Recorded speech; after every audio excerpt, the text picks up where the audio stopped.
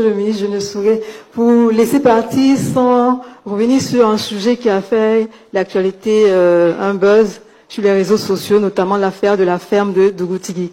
Donc, puisque vous êtes là et que les internautes, les Ivoiriens vous écoutent, de quoi s'agit-il? Bon, je note avec satisfaction que Dougoutigui même est dans la salle. Alors,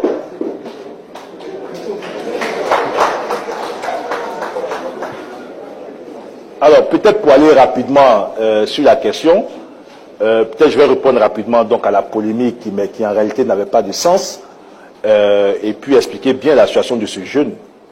Effectivement, la semaine dernière, j'ai été interpellé par mes services de communication sur un post qui aurait été fait donc sur la page donc du jeune Dougoutigui, et qui interpellait d'abord une entreprise qui aurait permis donc, qui aurait promis donc de faire sa ferme qui ne serait pas faite, et ensuite qui a appelé donc au secours donc monsieur le ministre, papa, monsieur le ministre, cher papa, vraiment j'ai pas encore ma ferme et autres. Lorsque j'ai eu cette publication, j'étais surpris puisque c'était pas conforme donc à la réalité des faits. Dougoutigui aujourd'hui est propriétaire d'un terrain à Zagué qui nous a coûté 8 millions de francs CFA et qui porte son nom. Dougoutigui aujourd'hui a sa ferme qui est en pleine construction. D'ailleurs, on devait visiter ensemble la ferme le mercredi, mais compte tenu donc des préparations de cette conférence, j'ai demandé que la visite soit remise donc à lundi. Donc, alors, l'oncle de Dougoutigui, qui est en contact avec mon chargé de mission, M. Narcisse Poko, qui toutes les semaines fait un point avec l'oncle de Dougoutigui sur l'avancement donc des travaux.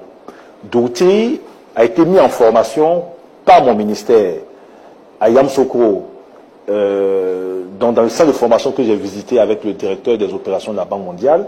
Dougoutigui a eu 2 mois de formation dans le domaine, dans le secteur, parce que on peut lui créer une ferme, et il le faisait de façon informelle. On a voulu que Dougoutigui soit réellement bien formé pour gérer. C'est quand même une ferme de près de 3000 poulets que nous mettrons donc à sa disposition.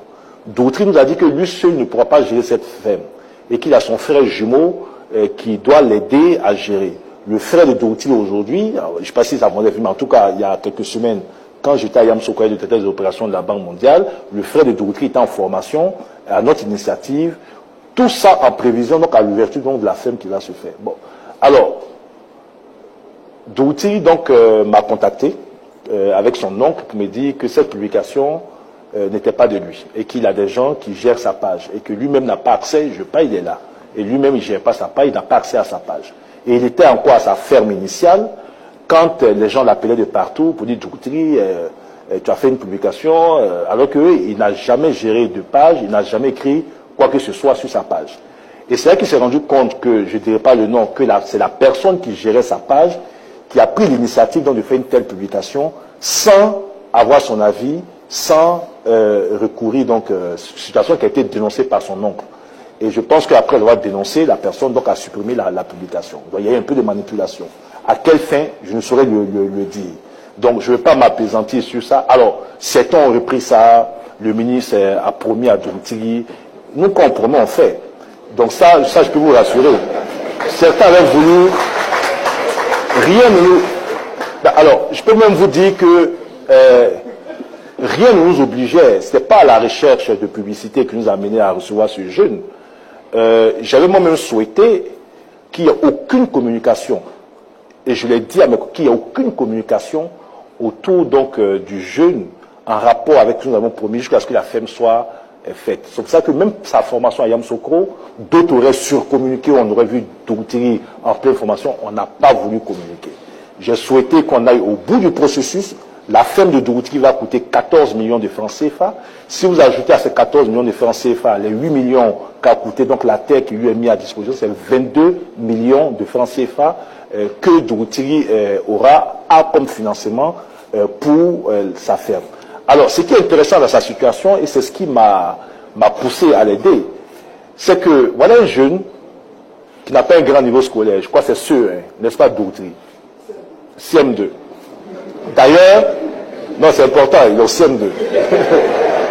D'ailleurs, c'est ce qui même m'a fait tiquer, parce que quand j'ai vu la publication sur sa page, le niveau le niveau donc de langage, et que je mets ça en comparaison avec le niveau scolaire de Dourtri, j'ai compris tout ce que c'est pas Dourtri qui a écrit. Même si peut-être qu'il a dit à quelqu'un d'écrire, mais ça peut pas être lui. Alors, voilà un jeune homme qui fait une vidéo et qui exprime sa joie de vivre, mais qui tout de suite est pris par tous ceux qui veulent faire du buzz autour donc de son affaire. Je vais vous dire la vérité aujourd'hui.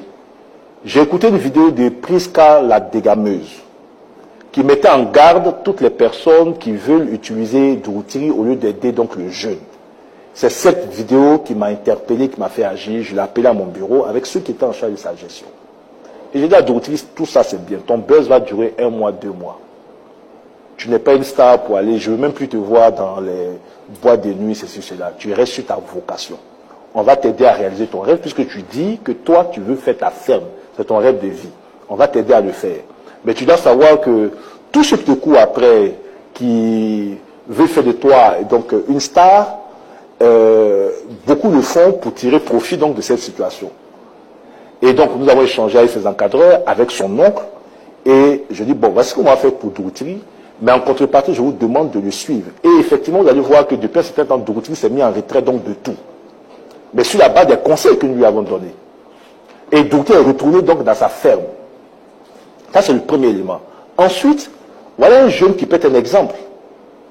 Voilà un jeune qui a perdu ses parents, qui gère donc la ferme de son oncle, qui a un revenu moyen de 30 000 francs CFA au maximum par mois, qui aurait pu totalement, comme beaucoup de jeunes, totalement dévier, qui aurait pu s'adonner donc à la consommation de l'alcool, agresser, mais qui malgré la précarité dans laquelle il est, arrive à trouver une joie de vivre.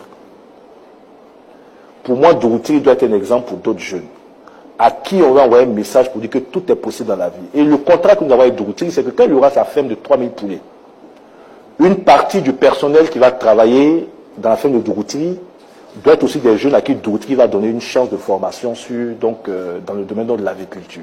Donc voici le projet. Maintenant, les Zouzans peuvent, comme on veut tout politiser, bon, il y en a qui m'attendaient au tournant sur d'autres sujets et qui ont pensé qu'avec l'affaire Dourtri, bon, ils ont vraiment, là, on tient le bon bout, vraiment, le ministre là, bon, malheureusement pour eux, c'est pas encore le bout, ils n'ont qu'à chercher encore.